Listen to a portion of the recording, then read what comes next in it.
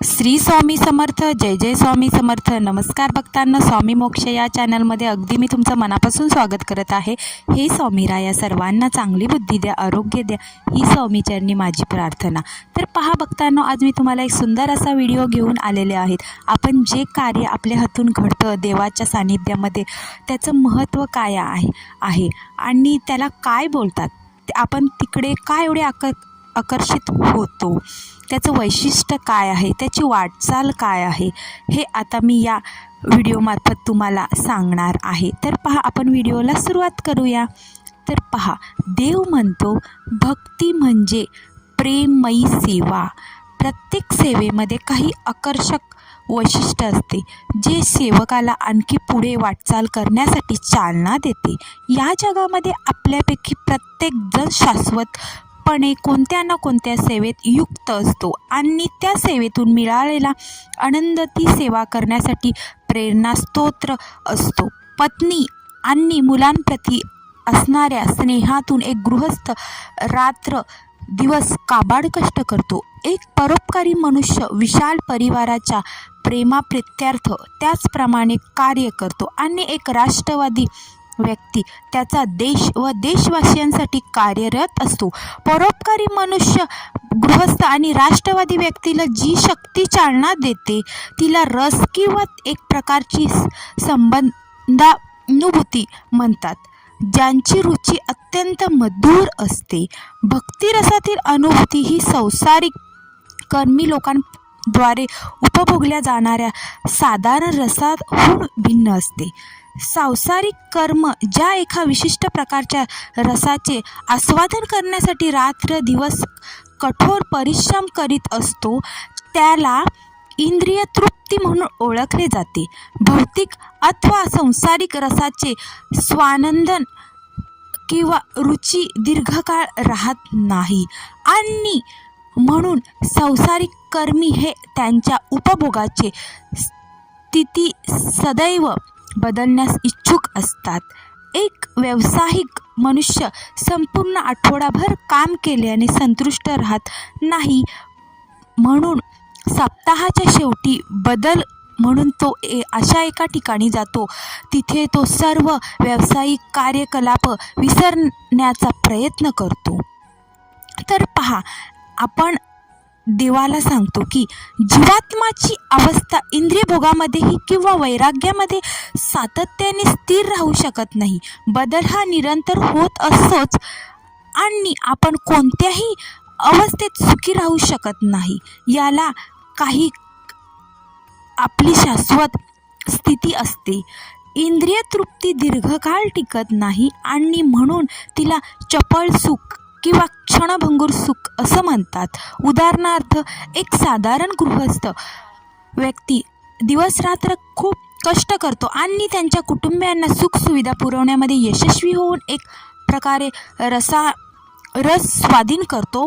पण ज्या क्षणी त्याचे जीवन संतुष्टात येते, त्या क्षणी त्याच्या देहासोबत त्यांचे भौतिक सुखासाठी केलेली सर्व प्रगती तात्काळ समाप्त होते.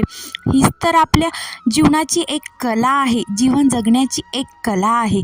म्हणून लोकांसाठी, नास्तिकवादी लोकांसाठी मृत्यू हा भगवंताचा प्रतिनिधी असल्याचे मानले जाते. भक्ताला भक्तिमय सेवेद्वारे भक्ताच्या उपस्थितीची जाणीव होते, तर नास्तिक व्यक्तीला मृत्यूच्या रूपात भगवंताच्या अस्तित्वाचा साक्षात्कार होतो. मृत्यूच्या वेळी सर्व काही संतुष्टात येते आणि एखाद्याच्या जीवनाचा नवीन अध्याय नव्या परिस्थितीत प्रारंभ करावा लागतो. मग तो कदाचित पूर्वीच्या जीवनापेक्षा उच्चस्तरीय किंवा निम्नस्तरीय असू शकतो. कार्यक्षेत्र कोणतेही असो, राजकीय, सामाजिक, राष्ट्रीय किंवा आंतरराष्ट्रीय, आपल्या कार्याचे परिणाम जीवनाच्या अंतासोबतच समाप्त होतील, हे नक्कीच. तर पहा, देव म्हणतो भगवंताच्या दिव्य प्रेममयी सेवेमध्ये रसस्वाधीन केला जाणारा भक्तिरस जीवनासोबत संतुष्टात येत नाही, तो निरंतर चालू राहतो व म्हणून त्याला अमृत असे म्हणतात. म्हणजे जो रस कधीच संपत नाही व शाश्वतपणे अस्तित्वात राहतो, याची पुष्टी सर्व वैदिक शास्त्रामध्ये करण्यात आली आहे. तसेच बघा, भगवद्गीतेमध्येही आपण खूप भक्तिरसाचं श्रीकृष्णाचे आपण वर्णन करतो. तो बघा लहान बाळक किती म्हणजे भक्तिरसामध्ये प्रवीण झाला होते ते श्रीकृष्ण भगवान. तर पहा, भक्तिरस प्राप्त करण्यात केलेली थोडीशी प्रगती एखाद्याचे सर्वात मोठ्या धोक्यापासून रक्षण करू शकते. तो धोका म्हणजे पुढील जीवनात मनुष्य योनीत जन्म होण्याची संधी गमावणे. आपले सामाजिक जीवन व कौटुंबिक जीवन असो किंवा मानवतेचे, परोपकारवादाचे, राष्ट्रीयवादाचे, साम्यवादाचे असे विशाल कौटुंबिक जीवन असो, त्याच्याशी निगडीत असलेल्या आपल्या भावनांतून उत्पन्न होणारा रस आपला पुढील जन्म मनुष्य जन्म असल्याची खात्री देऊ शकत नाही. आपण आपल्या पुढील जन्माची तयारी सद्य जीवनातील कर्माद्वारे करीत असतो. दैव आणि भगवंताचा न्याय म्हणून ओळखल्या जाणाऱ्या श्रेष्ठ अधिकार संपन्न व्यक्तीद्वारे या कार्यकल्पाची मूल्यमापन होते. तसेच पहा, भगवद्गीतेत हे दैव आणि सर्व गोष्टींचे मुख्य कारण असल्याचे स्पष्ट करण्यात आले आहे की श्रीमद भागवतामध्ये असे सांगण्यात आले आहे की मनुष्य त्याच्या पुढील देवनेत्राद्वारे म्हणजे भगवंताच्या अधिकार संपन्न प्रतिनिधीच्या देखरेखीखाली प्राप्त करतो. तर पहा, 84 योनीतील कोणताही हा देह प्रदान आपण करतो.